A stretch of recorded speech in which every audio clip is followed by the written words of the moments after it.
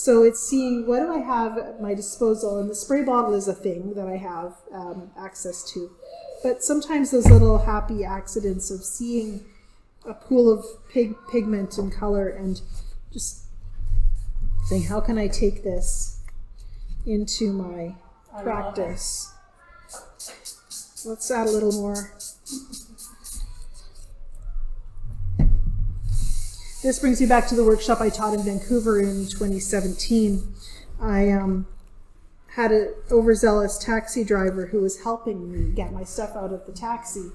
And I had just done a demo at Opus, and I had, my palette at the time didn't have a lid, so it was just in a Ziploc bag, and when he handed me my palette, then he put a cardboard box on top of it of all the stuff I'd bought at Opus that day. So all of that juicy paint that was wet got stuck to my Ziploc bag. And I got to my workshop and I looked at all that paint and I couldn't waste it, so I sprayed the bag with water and stamped it on my paper, and it was the best thing I painted all weekend.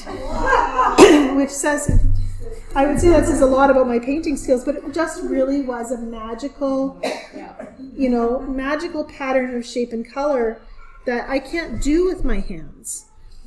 So it happens so often, right? I was cleaning my brush on napkins, you know, wiping off excess paint, and it made the most beautiful marks. So that tells us that so much of this practice is about allowing, you know, just allowing other things. And, you know, I talk about giving permission